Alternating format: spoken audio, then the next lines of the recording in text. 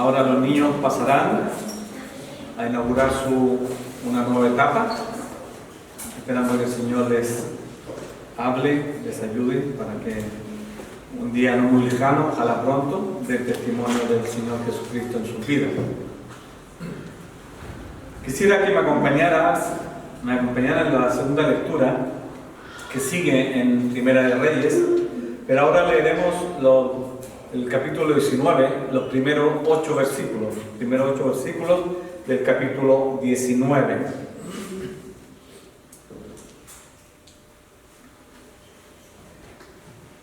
Dice así la palabra del Señor. Acab dio a Jezabel la nueva de todo lo que Elías había hecho y de cómo había matado a espada a todos los profetas. Entonces envió Jezabel a Elías un mensajero, diciendo: así me hagan los dioses y aún me añadan, si mañana a estas horas yo no he puesto tu persona como la de uno de ellos. Viendo pues el peligro, se levantó y se fue para salvar su vida, y vino a Berseba, que está en Judá, y dejó allí a su criado. Y él se fue por el desierto un día de camino, y vino y se sentó debajo de un enebro, y deseando morirse, dijo: basta ya, oh Jehová, quítame la vida, pues no soy yo mejor que mis padres. Y echándose debajo del enebro, se quedó dormido. Y aquí luego un ángel le tocó y le dijo: levántate, come. Entonces él miró, y he aquí a su cabecera una torta cocida sobre las ascuas y una vasija de agua, y comió y bebió, y volvió a dormirse. Y volviendo el ángel de Jehová la segunda vez, lo tocó, diciendo: levántate y come, porque largo camino te resta. Se levantó pues y comió y bebió, y fortalecido con aquella comida caminó 40 días y 40 noches hasta Horeb, el monte de Dios. Amén. Oh Señor de misericordia, venimos delante tuyo, Señor, reconociendo nuestra incapacidad, reconociendo que realmente tú tienes el poder, la autoridad, la sabiduría de lo que necesitamos en esta mañana, Señor. Por eso te ruego humildemente que tú pases delante, Señor, y que tú hables a cada uno de nuestros corazones, Señor, porque somos necesitados de ti, Señor. Ayúdanos, Señor, porque confiamos en ti, esperamos en ti. Sabemos que, como decía en la mañana, tu palabra es la verdad, y sabemos que a través de tu palabra encontraremos el camino correcto hacia el reino de los cielos. Ayúdanos, Señor, porque realmente sin ti no somos nada, Señor. Seríamos religiosos, pero hijos tuyos no, Señor. Por eso ayúdanos a entender tu palabra y hacer la vida en nuestros corazones, pero también a ponerla por obra, Señor. Gracias te damos esta mañana y te pedimos todo esto en Jesús, nuestro Señor y Salvador. Amén y amén.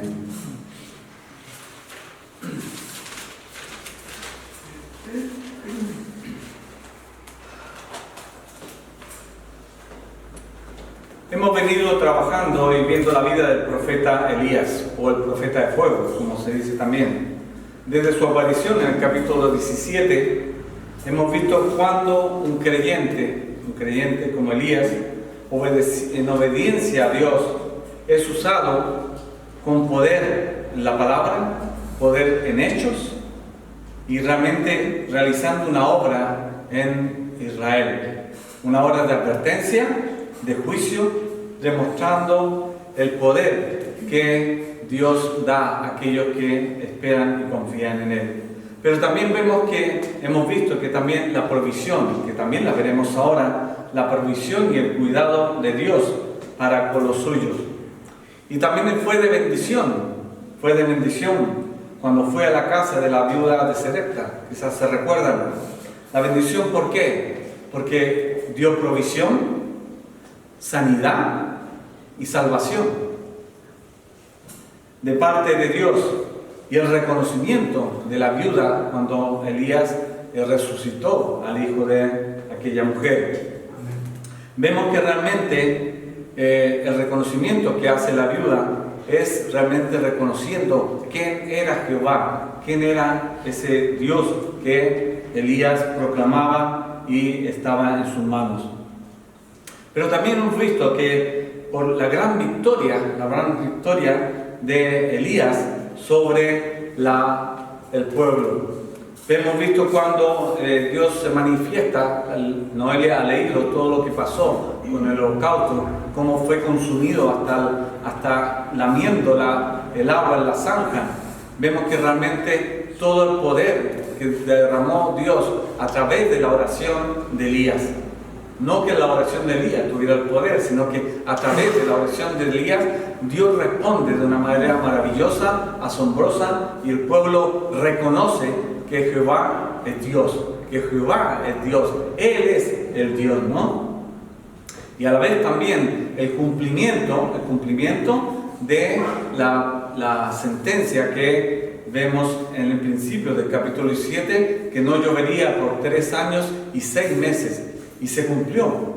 Y este es el final, en el final del capítulo 18, es el cumplimiento del juicio de Dios y cómo Dios cumple cuando Él dice un tiempo exacto.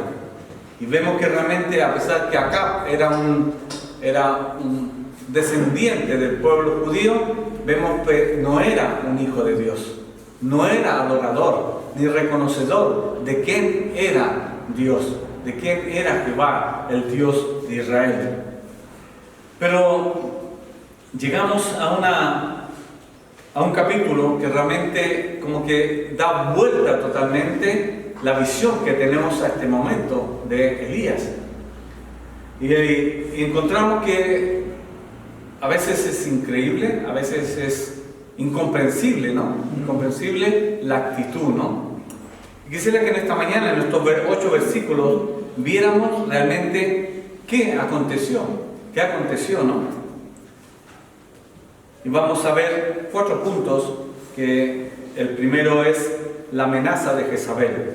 Entre los versículos 1 y 2 leemos que cuando Acab le dio a Jezabel las nuevas de lo que había hecho Elías, vemos cómo ella reaccionó, cómo ella en su afán de querer hacer cosas, ella realmente ve que todos sus planes quedan torcidos, quedan girados de una manera que ella no comprendía. ¿Cuál era su ansia? ¿Cuál era ella con toda la idolatría que se había puesto en...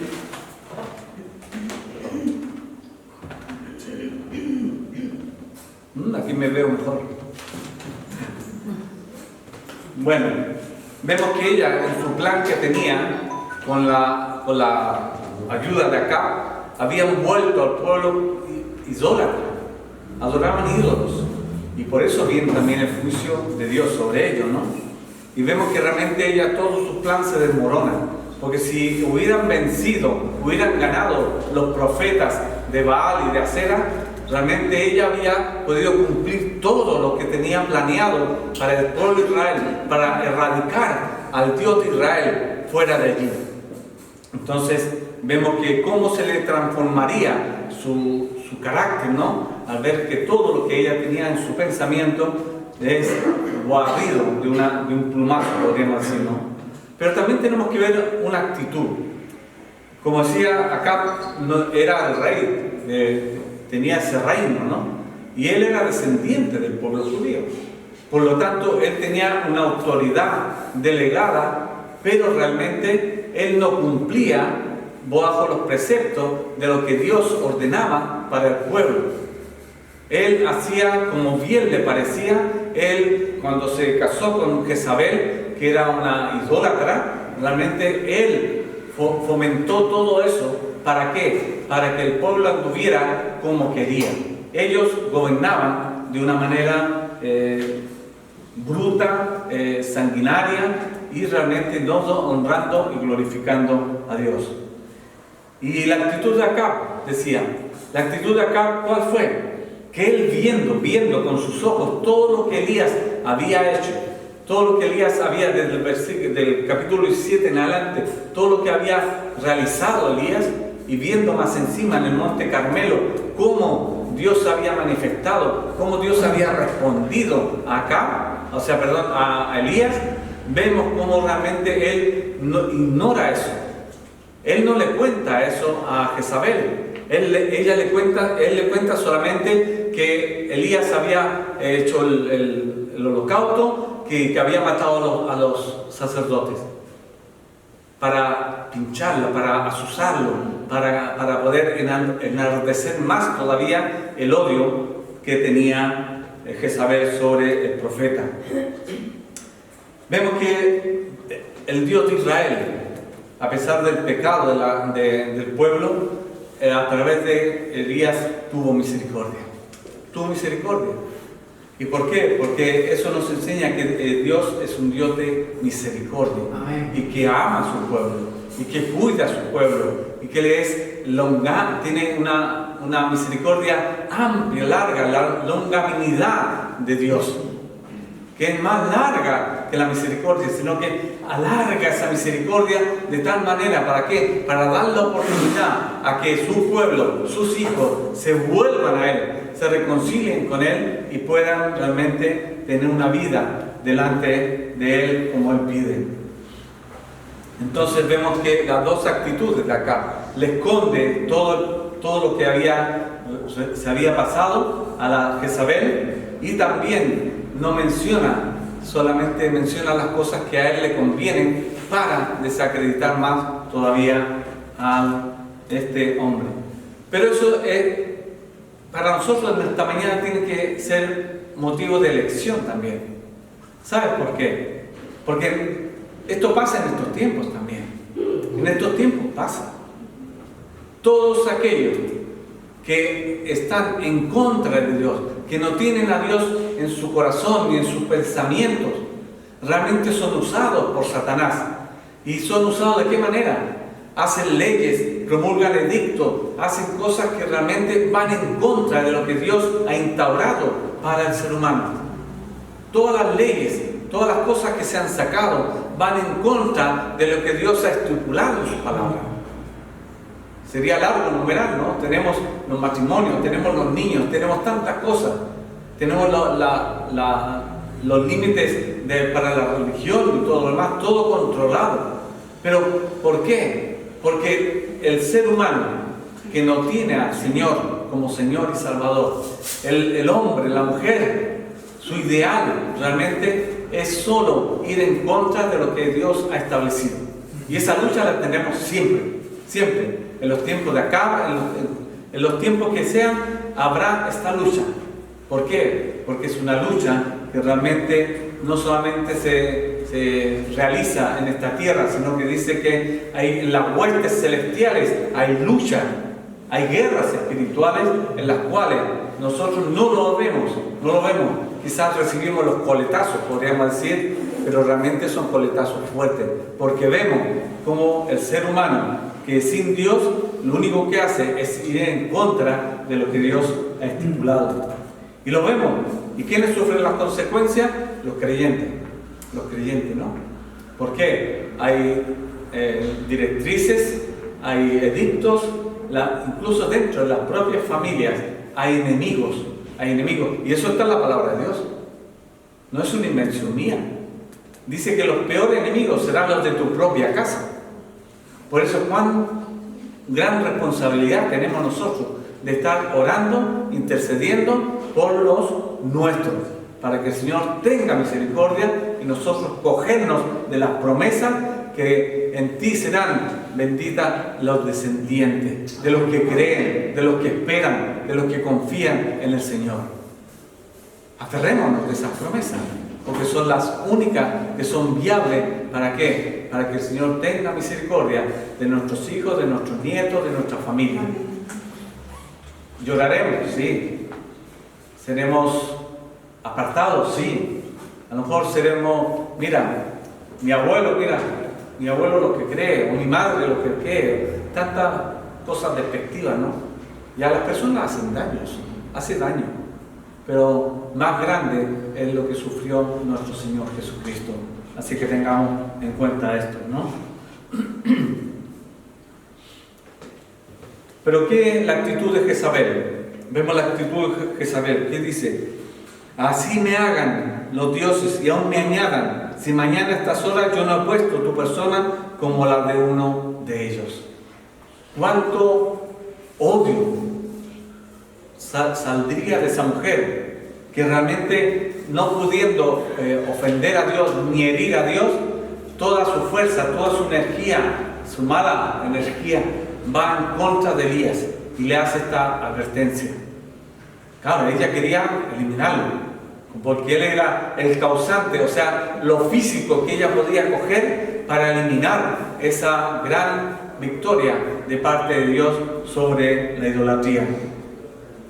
Pero era una mujer que realmente incapaz de ver la grandiosidad del Dios de Israel.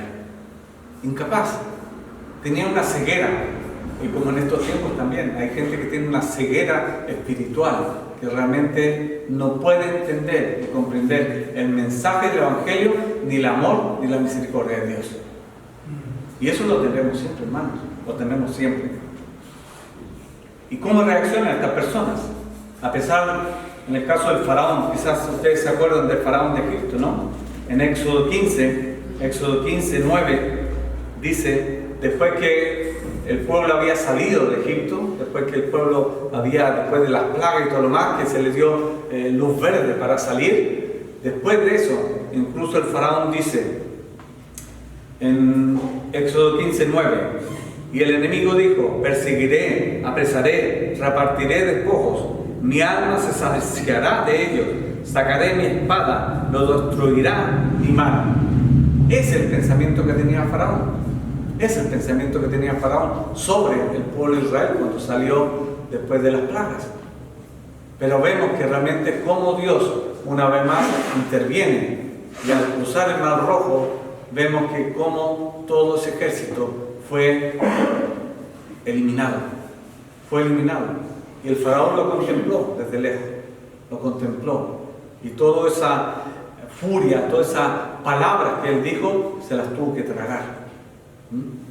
También vemos en Hechos 7, 54, 58, cuando el Sanedrín realmente pusieron su vista en Esteban, el primer mártir de la iglesia. Dice que arremetieron contra él, no podían escuchar las palabras que Esteban decía, les hacía daño, la verdad le estaba carcomiendo, y por lo tanto dice que cerraron sus ojos y arremetieron contra él, lo sacaron fuera y lo apedrearon, lo lapidaron.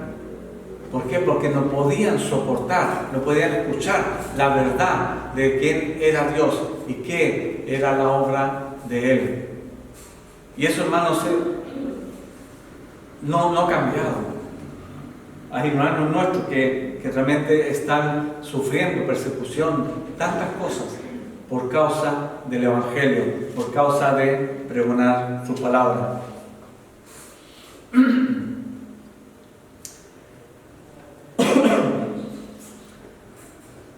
Vemos que entramos en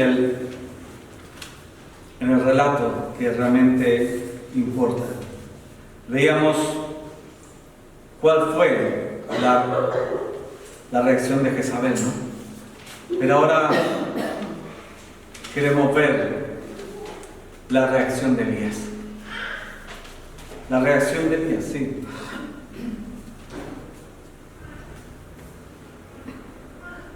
Vemos en el versículo 3, ¿qué dice?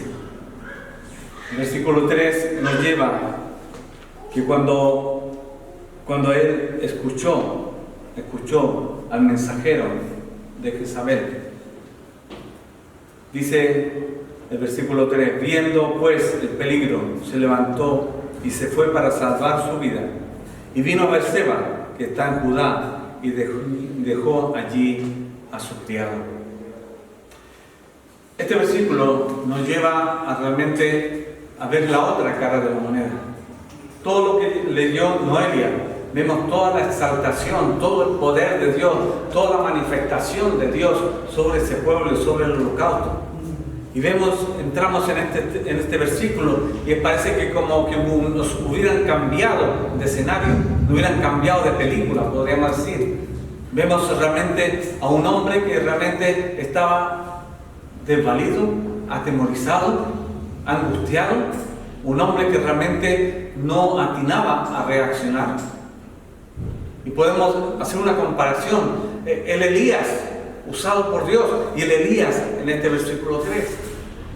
Pero realmente quizás tendríamos que nosotros, antes de juzgar a Elías, quizás podríamos pensar en nosotros mismos. Recordemos las palabras de Santiago 5, 17 y 18. ¿Qué dice Santiago? Elías era un hombre sujeto a pasiones como nosotros. Amén. Un hombre sujeto a pasiones como nosotros. En un momento en lo alto, la cúspide, y de repente abajo, al fondo del valle, allí tirado, sin poder enfrentar la situación que se le venía encima. ¿Y qué podemos pedir? Porque es algo práctico para nosotros, porque nosotros somos Elías. Nosotros somos Elías, lo dice Santiago, sujeto a pasiones como Elías somos nosotros. En esta mañana somos como Elías nosotros. Entonces, ¿qué podemos hacer? Yo creo que la primera palabra debe ser: Señor, ten misericordia de cada uno de nosotros. Amén. Ten misericordia. Ten misericordia. Porque realmente debemos pensar que cada uno de nosotros, cada creyente en esta mañana, tiene sus luchas, sus dudas, todas las cosas que acontecen en el diario vivir. Realmente nos enfrentamos a decisiones, nos enfrentamos a peligros que realmente tenemos que poner delante del Señor. Nosotros por nuestras propias fuerzas, hermanos, no podemos, no podremos. Y por lo tanto, ¿qué es lo que vamos a hacer? La gran pregunta: ¿por qué huyó? ¿Por qué huyó? El versículo 3 lo dice un poco, ¿no? Dice: viendo pues el peligro, se levantó y se fue. ¿Para qué? Para salvar su vida. Para salvar su vida. El instinto natural de la persona, el instinto de conservación. Claro, si paso por ahí, algo me pasará, mejor me voy por este lado. Hay un instinto en las personas que realmente hace a lo mejor sentir o percibir el peligro que hay sobre cada uno, ¿no? Sí, porque huyó, se vio en peligro y se fue para salvar su vida. ¿Qué podríamos sacar de esto? ¿Elías pensó en sí mismo? Sí, podríamos decir que pensó en sí mismo. ¿Por qué? Porque lo dice al final del versículo 3, dice: se fue de Jezreel, se fue a Berseba, que está en Judá, y dejó allí a su criado. Él realmente vio que realmente esto era con él, entonces a su criado lo dejó. O sea que él pensó en sí mismo, ¿ah? Y tuvo misericordia y no quiso llevar a su criado. Por una parte tuvo un gesto, ¿no?, de misericordia también. El hombre que se enfrentó acá a Jezabel, que hizo frente a los profetas de Baal y Acera, que en su presencia, realmente su presencia era necesaria. ¿Por qué era necesaria su presencia?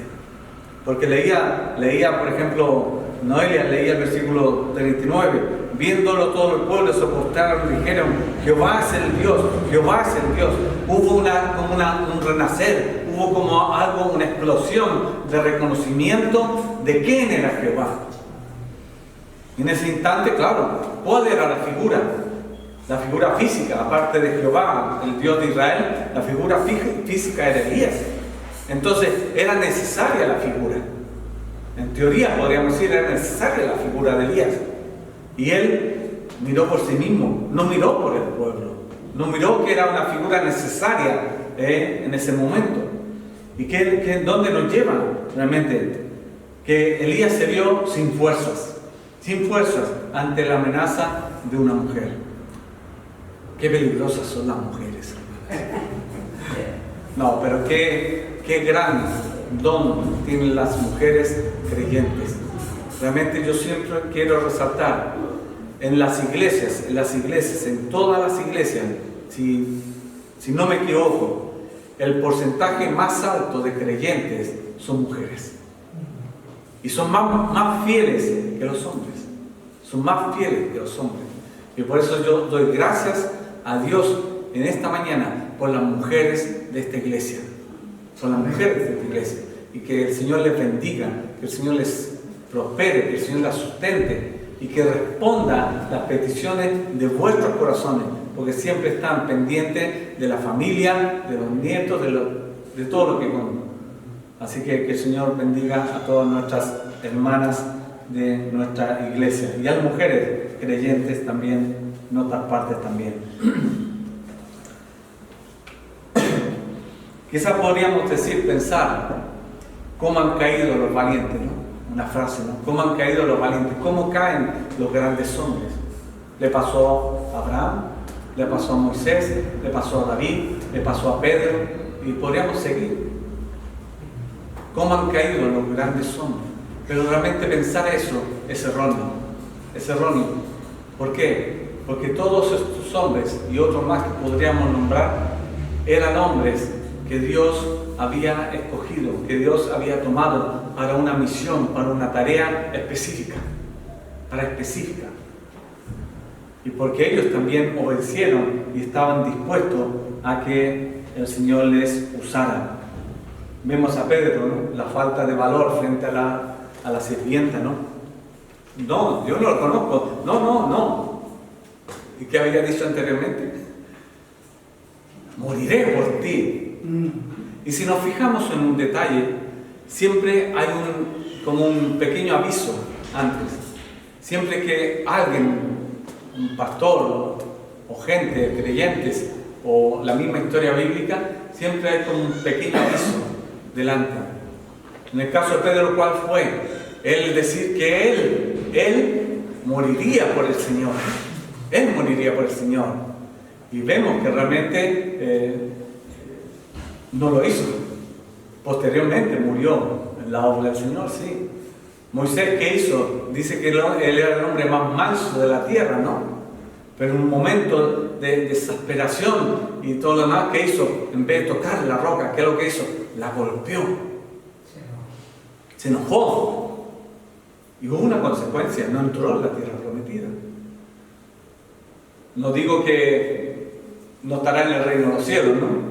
Pero realmente esas reacciones en los creyentes, en los líderes, en los pastores, en cualquier persona, son realmente a veces reacciones que traen como un preámbulo de una situación en la cual podemos caer todos. El alejamiento del Señor, de la obra del Señor. ¿Qué más nos muestra Elías? Que solo anduvo sostenido. ¿Por qué? Por el valor, el espíritu manifestado ahora no era de él. Que todo lo que realizó él no era porque él podía hacerlo, sino que era porque Dios le había revestido de valentía, de poder, de palabra. Él solamente obedeció.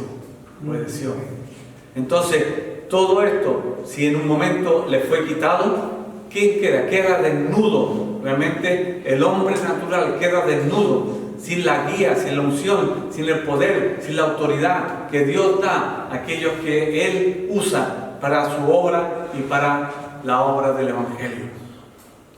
Y en esa situación estamos nosotros.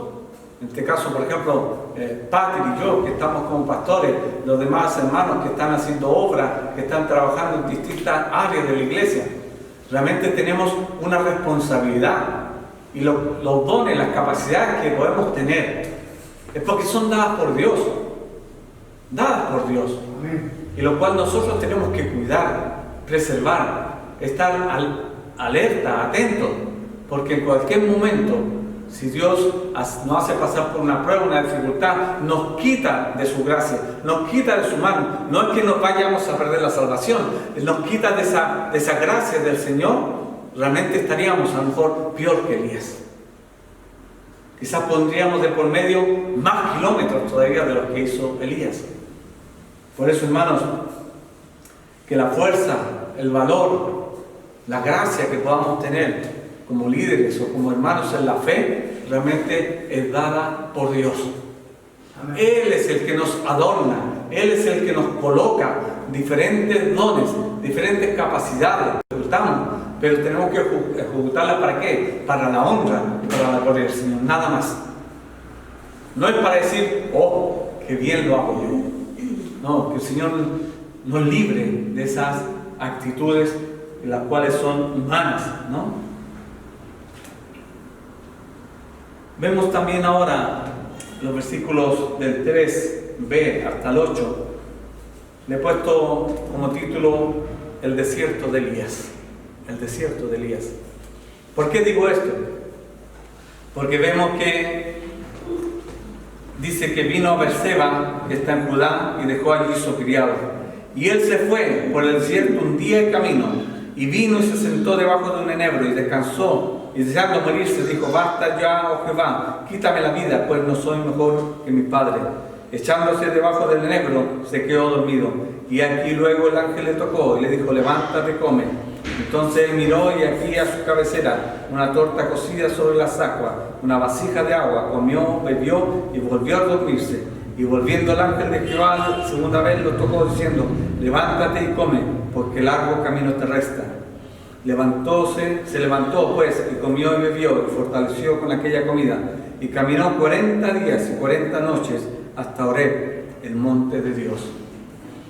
Yo estuve haciendo unos cálculos, ¿no? ¿Cuántos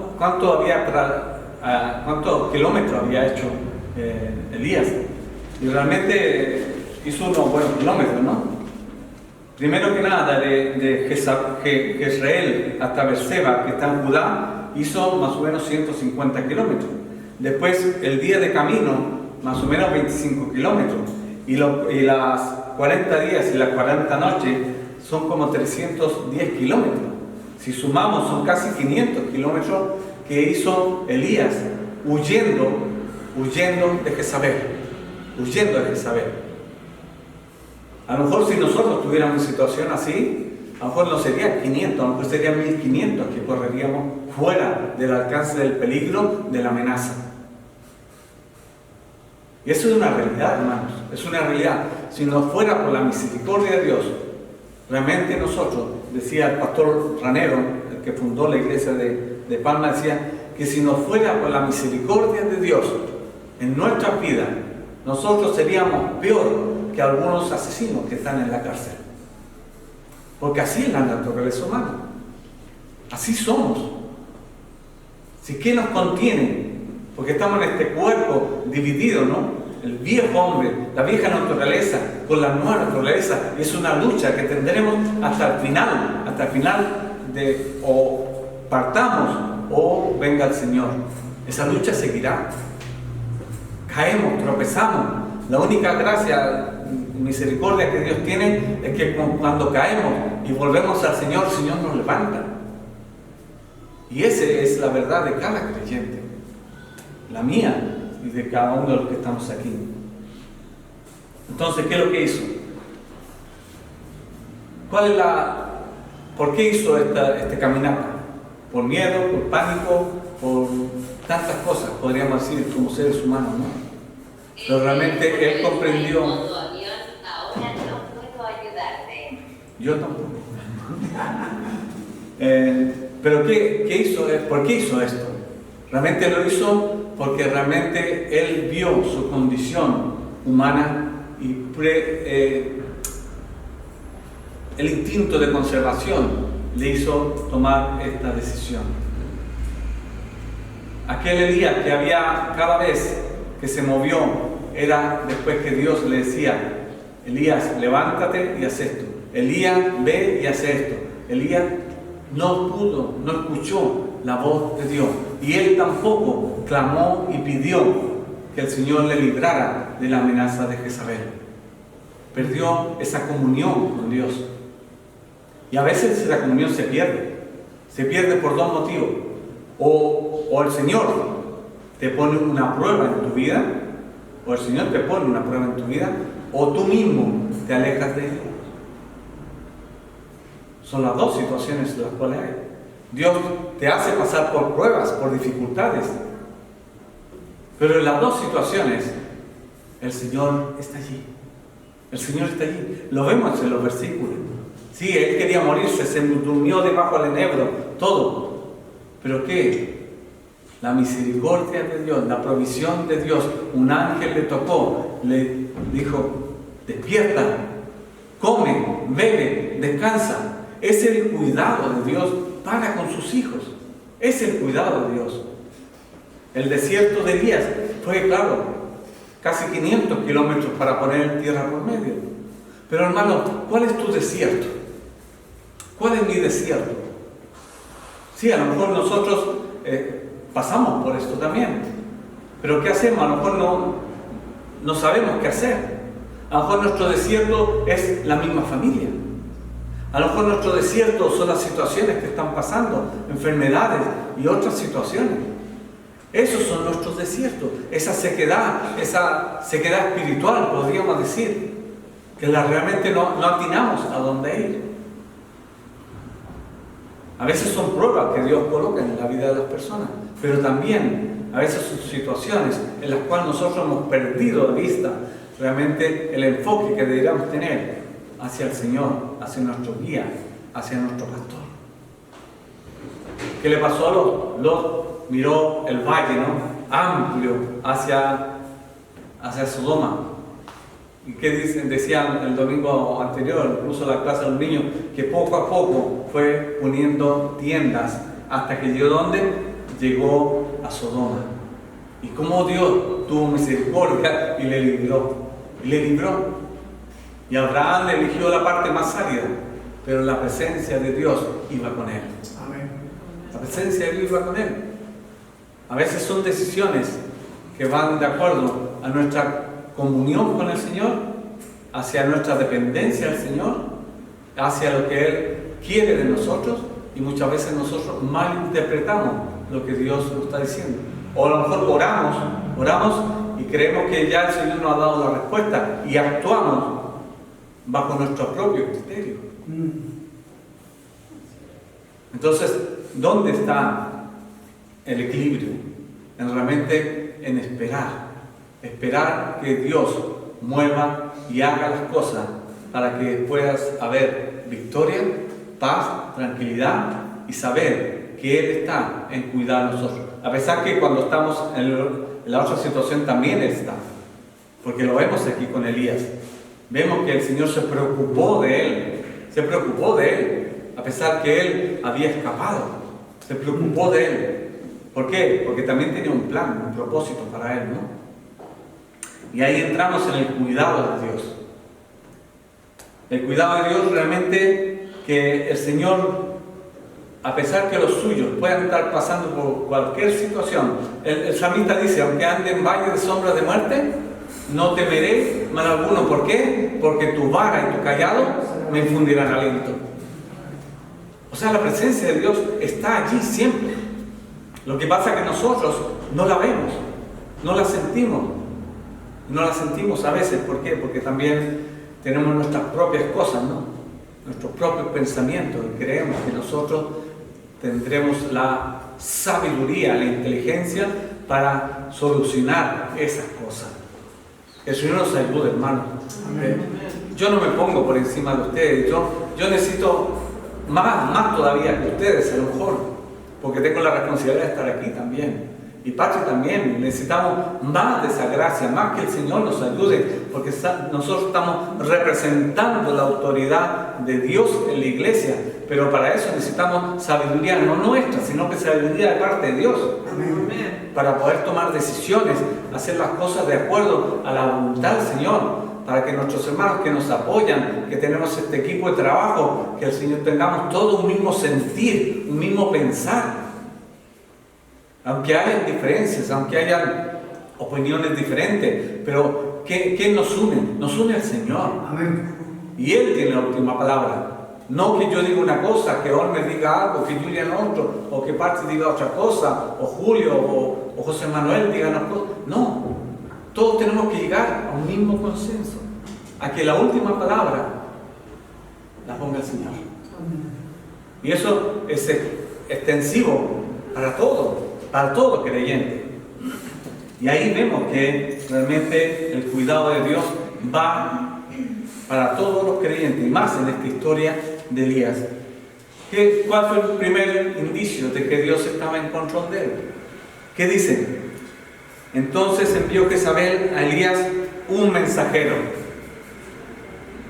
Si yo hubiera estado en esa situación, a lo mejor habría pensado, bueno, ya que tengo el poder, la autoridad, tengo los soldados, tengo la edad, mando un grupo de soldados que cojan a Elías, le corten el cuello y ya está solucionado.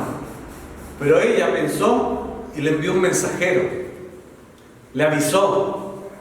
¿Quién cambia el pensamiento del ser humano? Dios. Dios cambia el pensamiento, tuerce las decisiones de los impíos que van en contra de sus hijos. Imagínate, le envió un mensajero diciéndole, mañana te mato. ¿Ah? ¿Qué es lo que hizo Elías? Claro, dijo, aprovecho y pongo tierra por medio y así no me matan, ¿no? Pero claro, habían otras cosas que influían en eso también. Vemos también que cuando la provisión de Dios, ¿no? Dejó a su siervo, después quería morir, después que te acuerdas que él decía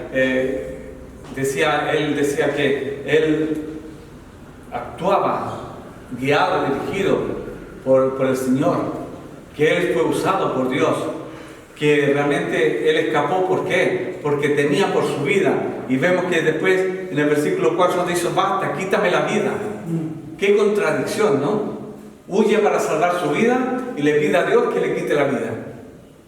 Eso es la mente confundida de realmente que nos puede acontecer a nosotros.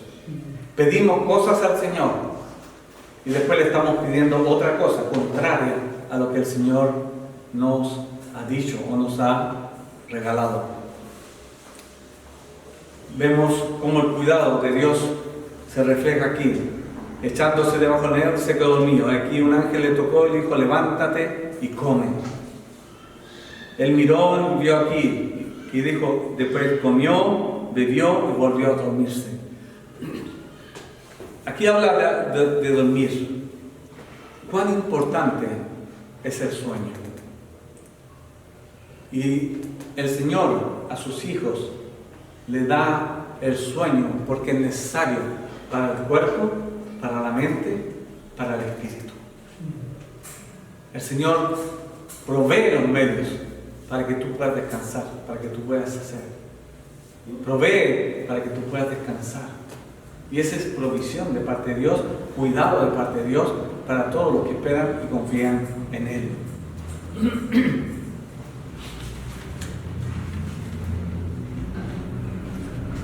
Aunque las palabras de Elías, que dice que quería morirse, realmente la muerte es un refugio, ¿no? Algunos dicen que es el refugio de los cobardes, ¿no? Pero también para atentar por la vida también hay que ser valiente y cobarde a la vez, ¿no? Pero no quiero entrar en eso porque realmente Satanás a veces tuerce realmente la mente de la gente y la gente hace cosas que realmente en su sano juicio no harían, ¿no? Realmente nosotros, los creyentes, a veces deseamos desaparecer por las cosas que nos agobian, por las cosas que nos persiguen, por las cosas que nos pasan. Pero lo más importante, la respuesta del Señor está, que Él cuidará de ti, que Él te atenderá, que Él te sostendrá, que Él te llevará en su mano, que Él te cogerá y te llevará en sus brazos y te arrullará y podrás descansar, confiando, descansando en que Dios tiene el control de todas las cosas. Dios está en control de todas las cosas. Y aunque andemos en ese valle de sombra de muerte, como decía anteriormente, sabemos que su vara, su callado nos infundirán aliento. Y su vara y su callado es su palabra, su verdad. Hacemos énfasis en la palabra, estudiar la palabra, porque allí encontramos refrigerio, encontramos ese manantial que sacia nuestra sed, la sed que el mundo tiene, que ahoga de diferentes maneras, pero si acudiera a la fuente, al manantial que salta para vida eterna, qué diferente sería el ser humano. Todos nosotros somos Elías, en triunfos, en derrotas, en vida, en servicio, todos somos un Elías. Ahora, la palabra del Señor nos muestra realmente, si ustedes piensan un poco, la Biblia no esconde las partes negras o oscuras de los grandes líderes. La palabra muestra realmente al hombre como fue, David, Pedro, tantos otros, muestra sus victorias y sus derrotas. No como los famosos, los poderosos, que se sabe de ellos, solamente la parte bonita, ¿no? La parte bonita, ¿no? Pero cuando empiezas a girar o a dar vuelta a la página, ves cuánta mugre, cuánta podredumbre hay. Y esos líderes que se levantan así, realmente son líderes, ídolos, con pies de barro, Así que nosotros tengamos un solo líder, nuestro Señor Jesucristo. Amén. Ayúdenos el Señor, hermano. Cualquiera que sea tu situación, Dios está en control de ella. Y Él te sustentará. Sustentó a Elías y pudo llegar a donde llegó. Llegó hasta Oreb, el monte de Dios. ¿Y esto dónde nos impulsa, hermano? Que nosotros debemos cobrar fuerza a pesar de la situación en la cual estemos, y nosotros debemos caminar hasta la presencia de Dios. Amén. Hasta la presencia de Dios. Y allí hay refugio, allí hay descanso, allí hay nuevas fuerzas. Y allí el Señor, en su inmensa misericordia, te da nuevas oportunidades. Te puede dar a lo mejor un liderazgo, te puede dar algo para que tú hagas para la obra del Señor. Y si lo habías hecho y lo has perdido, a lo mejor el Señor te restaura. ¿Por qué no? Y si no lo has tenido, a lo mejor el Señor te da la oportunidad para que tú seas alguien en las manos del Señor, en obediencia al Señor, no por tus propias capacidades, porque Él es el que te viste. Él es el que te viste. Él es el que da la gracia. Y por lo tanto, hermanos, en esta mañana espero que el Señor nos ayude. Sí, es triste lo que le pasó a Elías. Es triste. Todo lo que hizo, todo lo que escapó, después de ser un hombre tan alto, realmente lo vemos ahí en el fondo queriendo morir. Pero de allí Dios lo levanta y lo coloca en la roca de los siglos. Y eso es para ti, y para mí. Él es el que levanta. Él es el que levanta, el que renueva la fuerza y te coloca en la roca que es Cristo Jesús. ¿Sí? Que el Señor esta mañana, el Señor nos ayude, que cada uno tiene su lucha, hermano. Yo no te preguntaré qué es lo que te pasa, pero el Señor lo conoce. Amén. El Señor lo conoce. A mí me puedes decir, como dice un refrán, a mí me puedes contar milongas, dice un refrán, ¿no? Me puedes contar historias, pero ¿quién conoce la verdadera historia? Él conoce, dice, hasta nuestros pensamientos. Que el Señor nos libre de nuestros pensamientos, que el Señor nos ayude a tener pensamientos, no de estos de autoayuda, de pensamientos positivos, no, pensamientos en que Dios, en su palabra, nos enseña, nos corrige, nos alienta, nos da nueva fuerza, una nueva visión, y realmente tenemos la esperanza de su compañía, de su paz y la esperanza del reino de los cielos. Hermanos, que el Señor esta mañana nos ayude, nos bendiga y nos sustente, y para Él sea honra y gloria para siempre. Amén. Oremos.